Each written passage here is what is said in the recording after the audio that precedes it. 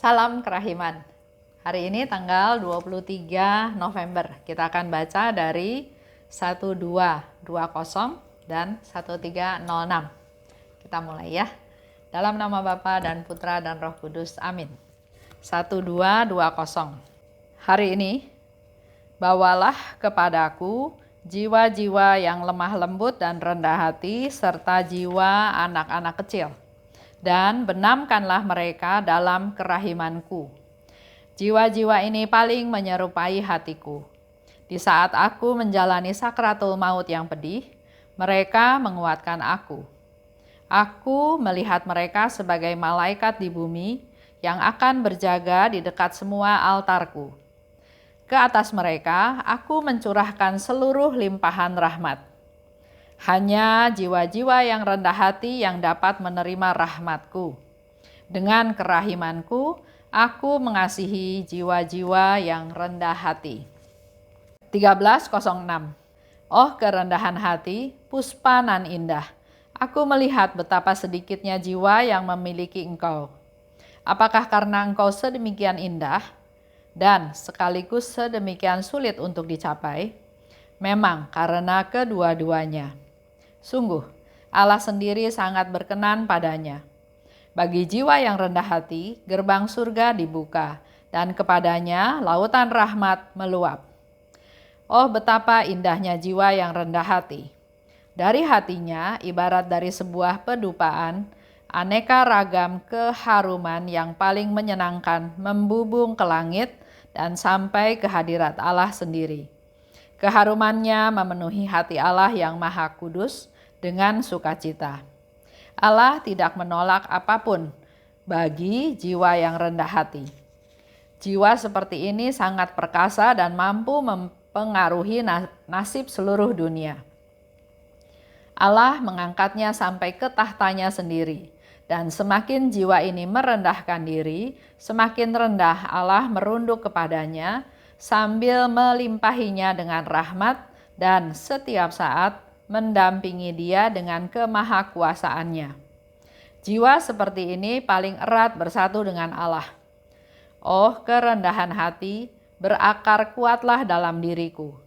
Oh perawan yang paling murni, tetapi juga paling rendah hati, tolonglah aku mencapai kerendahan hati yang mendalam.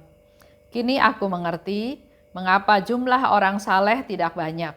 Tidak lain karena begitu sedikitnya jiwa yang sungguh-sungguh rendah hati.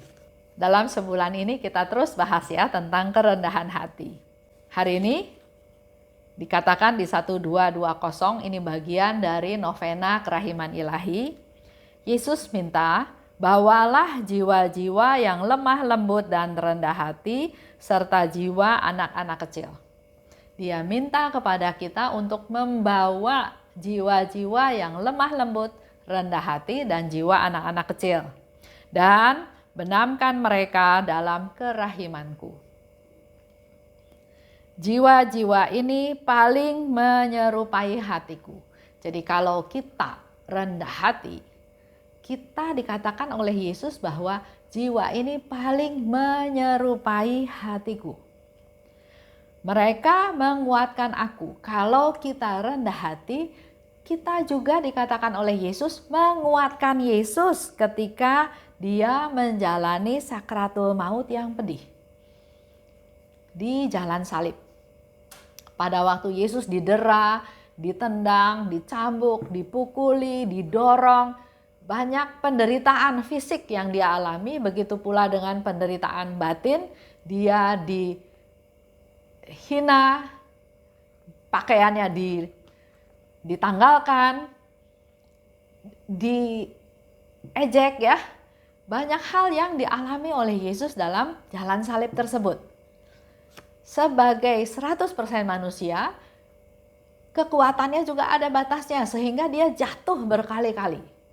Dan di sini Yesus katakan, orang-orang yang rendah hati itu adalah orang-orang yang menguatkan aku ketika aku ada dalam sakratul maut yang pedih. Mereka sebagai malaikat di bumi yang berjaga di setiap altarku. Orang-orang yang rendah hati adalah malaikat di bumi yang berjaga di setiap altarnya Tuhan. Itu yang Yesus harapkan. Orang-orang yang rendah hati itu orang-orang yang berjaga di altarnya Tuhan. Orang-orang rendah hati itu orang-orang yang menguatkan Yesus. Orang-orang yang rendah hati itu adalah malaikat-malaikat di bumi. Aku mencurahkan seluruh limpahan rahmat. Buat Yesus, orang-orang tersebut adalah orang-orang yang terus-menerus menerima rahmat dari Tuhan. Hanya jiwa-jiwa yang rendah hati yang dapat menerima rahmat-Ku.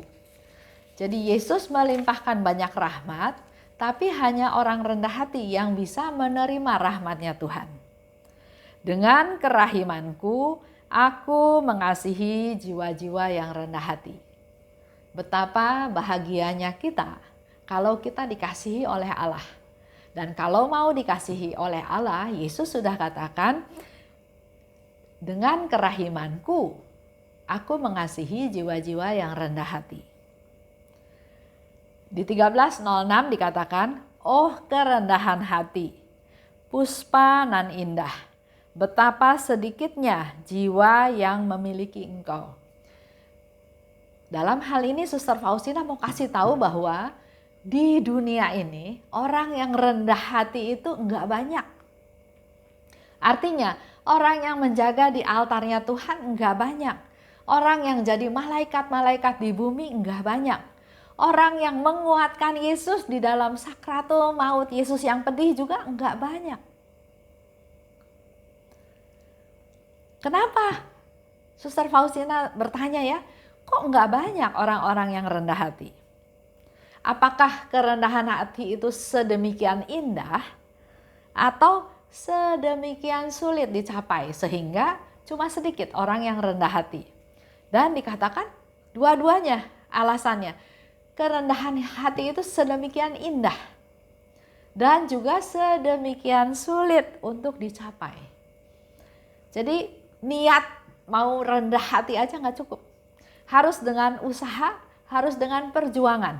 Dan kerendahan hati itu bisa kita dapat dengan atau melalui kehidupan kita sehari-hari. Kadang kita dihina, kadang kita disalahpahami, kadang kita dituduh. Nah, melalui proses-proses inilah kita mempraktekkan kerendahan hati tersebut. Allah sendiri sangat berkenan pada yang rendah hati. Dikatakan di sini lebih lanjut, untuk orang-orang yang rendah hati, gerbang pintu surga itu sudah dibuka. Lautan rahmat meluap. Betapa indahnya jiwa yang rendah hati. Hatinya ibarat sebuah pedupaan. Aneka keharuman membubung ke langit sampai ke hadirat Allah. Jadi kalau kita rendah hati, maka itu seperti pedupaan di mana harumnya, asapnya naik sampai ke tahta Allah. Seperti yang diceritakan oleh Yesus yang datang sebagai pengemis ya pada Suster Faustina. Karena dia bilang dia ingin merasakan sendiri kerendahan hati, kebaikan, kemurahan hatinya Suster Faustina.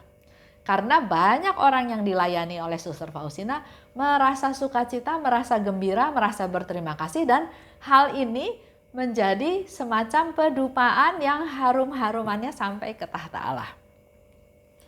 Keharumannya memenuhi hati Allah yang Maha Kudus dengan sukacita. Allah tidak menolak apapun bagi jiwa yang rendah hati. Allah tidak menolak apapun bagi jiwa yang rendah hati. Jadi kalau direfleksi kepada hidup kita sehari-hari, kita mengalami kesusahan, mengalami tantangan, mengalami kegagalan, mengalami penderitaan. Coba kita refleksi. Mungkin kita kurang rendah hati.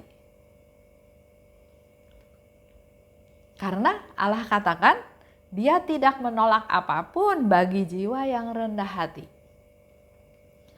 Ada satu cerita, seorang istri punya relasi yang kurang bagus dengan suaminya. Tapi dia mau mempertahankan pernikahan tersebut. Ya. Jadi dia melakukan hal-hal tertentu yang dia berharap suaminya merespon. Tapi karena dia melakukannya bukan dengan kerendahan hati, tapi lebih ke arah bahwa saya baik sama kamu, kamu harus baik sama saya. Saya sudah berkorban buat kamu, kamu juga harus berkorban buat saya. Saya sudah membela kamu, maka kamu juga harus membela saya. Itu bukan kerendahan hati. Itu malahan menunjukkan keegoisan, kearoganan. Ya, bahwa saya lakukan ini, kamu harus balas saya. Saya mau ini, kamu juga harus lakukan. Jadi bukan kerendahan hati, malah mendikte, ya. Membuat orang malah tidak nyaman.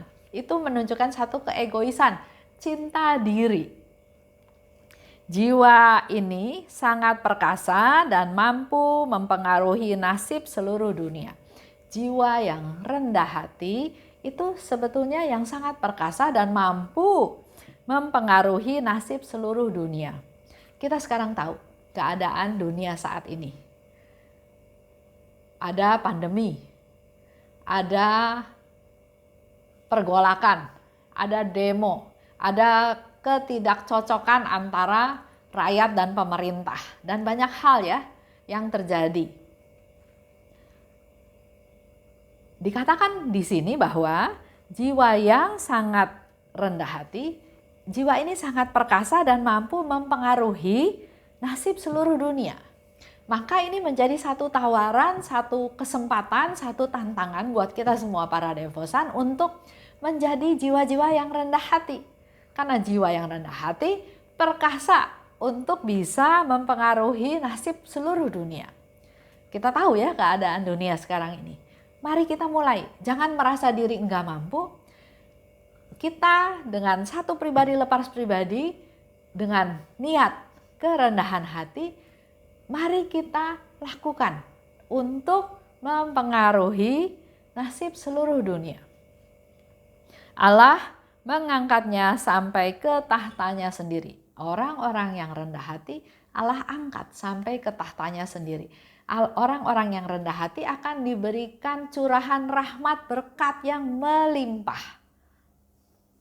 Semakin jiwa merendahkan diri, semakin rendah Allah merunduk padanya. Sambil melimpahkan banyak rahmat.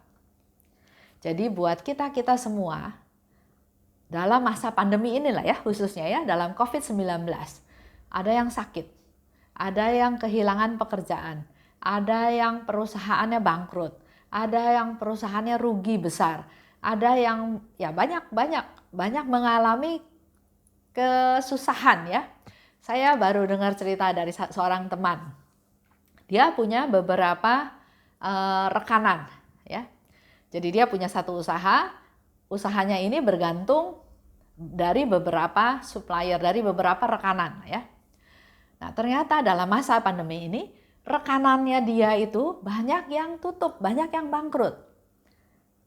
Disebabkan bukan hanya karena pandemi aja ya, tapi juga disebabkan karena produknya kalah bersaing. Sehingga usaha yang sudah dirintis sekian tahun, akhirnya mau nggak mau terpaksa tutup. Ditambah lagi dengan masa pandemi. Jadi permasalahannya itu bertumpuk-tumpuk sampai akhirnya beberapa rekanannya dia banyak yang tutup, banyak yang bangkrut. Usaha dia harusnya nggak terlalu terpengaruh karena ada pandemi. Tapi karena keadaan ekonomi global, karena resesi, karena banyak hal, maka perusahaannya dia juga kena dampak.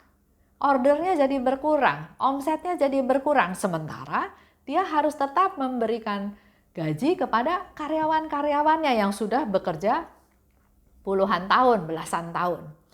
Kalau dia tutup perusahaannya dia juga enggak tega. Karena bagaimana dengan karyawan-karyawan dia yang sudah setia bekerja dengan dia beberapa belas tahun atau ada yang puluhan tahun. Tapi kalau dia enggak tutup, dia katakan dia pun enggak sanggup untuk terus bertahan. Bisa bangkrut semuanya ya. Ini yang dialami.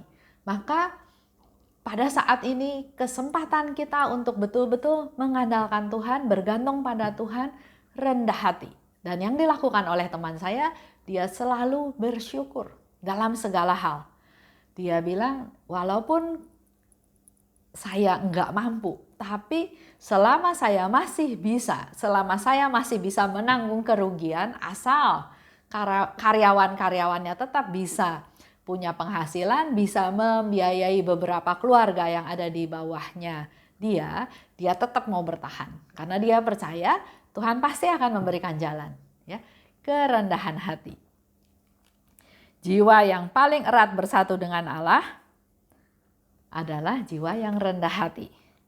Dan di situ dikatakan Bunda Maria, ya, dia minta tolong kepada Bunda Maria, tolonglah aku mencapai kerendahan hati yang mendalam.